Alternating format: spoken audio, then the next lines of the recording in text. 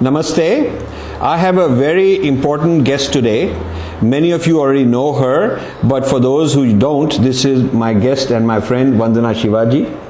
So I'm seeing you in person after maybe 10 years. Yes, Rajiv. But I've followed you since the 70s. I've followed you for a long time. I followed you before you knew anything about me. I was following you.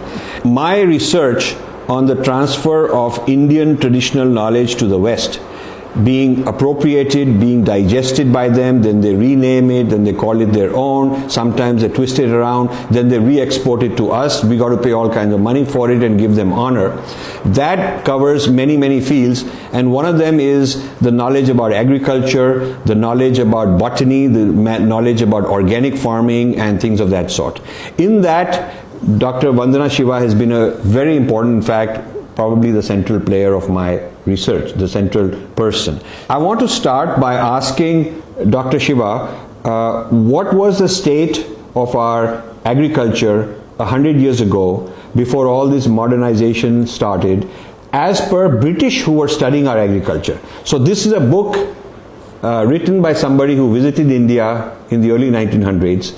What was it all about? What did he conclude? Tell us about it. Rajiv, Sir Albert Howard didn't visit India. He was sent to India to change India's agriculture. Okay. In those days, there was no industrialization of a big kind of agriculture, and there was no discipline called agriculture science. Okay. But there was a discipline of industrial botany. Okay. And it was basically how to turn the colonies into bigger suppliers of raw material. After all, cotton, indigo was what ran the cotton empire of that time. Howard was a good scientist, an honest scientist. He was sent to set up the Pusa Institute. It's now in Delhi, but the original Pusa Institute was to have been Pusa in Bihar. And he arrives and he says, I found the soils were fertile. And I found there were no pest attacks damaging the crops. So I decided to make the Indian peasant and the pest my professor on how to do good farming. Under the professorship of the present, he then wrote this book, which is called the Agricultural Testament, and is also called the Bible of Modern Organic Farming. So he learned this from India. And he acknowledges it in his book. This is, in my U-turn, this is stage one. Stage one is when the Westerner comes, acknowledges he's a student, he's a disciple, he's learning, and he says, you guys have something to offer, and here I am, please teach me. So he's in stage one. He's a stage one person. He's stage one. And it's only when I was, I had grown up on my mother's farm. She had come as a refugee from Pakistan. And the farm was beautiful. This is the first time I saw it in the literature, because the literature wasn't in the 70s, 80s, when I was starting to look at the living sciences much more. This book is what showed to me that what I was seeing with my eyes was true. And the two brilliant things in this book is he acknowledges the two things our civilization is based on. He says, no farm in India is a monoculture. Is a monoculture. They're based on mixtures. Mixtures. And those days the word biodiversity did not exist. So he said there's always pluralism. We used to grow gehu with chana, so gehu with pluralism mustard. of crops. Of diversity of crops. Diversity of crops as part of the farming know-how. Exactly. This is an Indian invention. And he mentions very clearly in the book that no farmer of India plants a cereal without a legume. And long before the West figured out that legumes are nitrogen fixing crops, the Indian peasant knew it.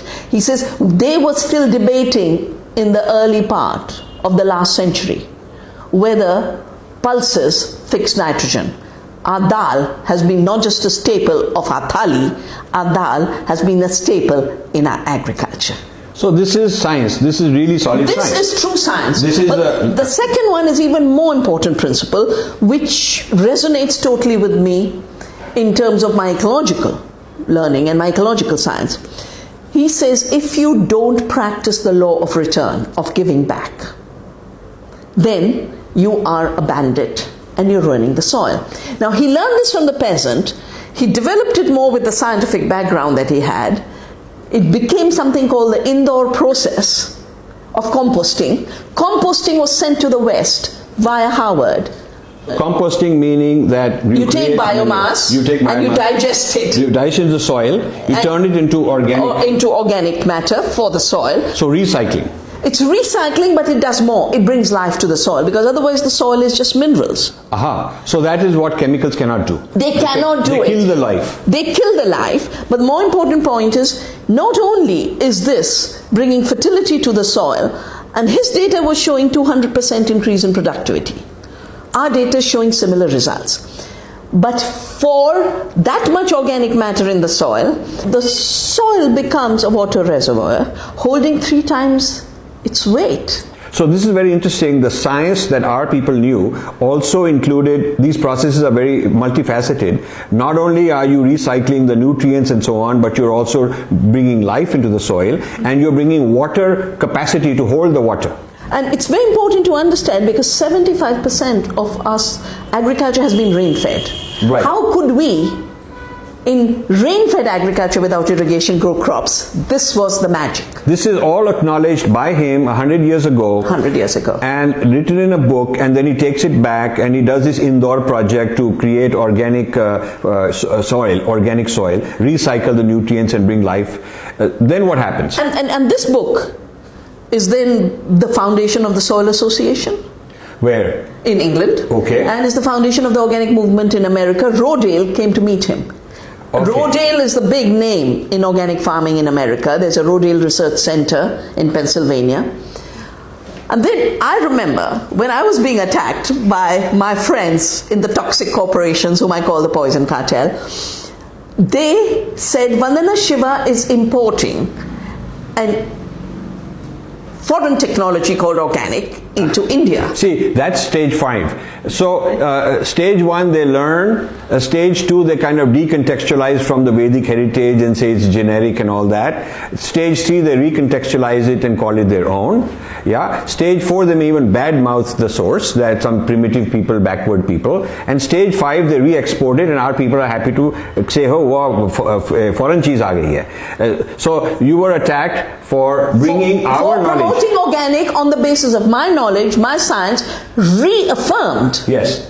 by Albert Howard. Yes. So what I did in response to the Monsanto attack was we organized Howard lectures to have the country recognize where organic went from, that we are the source of ecological farming, agroecology. And that's why we did this book 2 years ago, Krishi Sutram, the Vedic roots of agroecology. Now there's a new language called agroecology, which is the science of ecology for farming.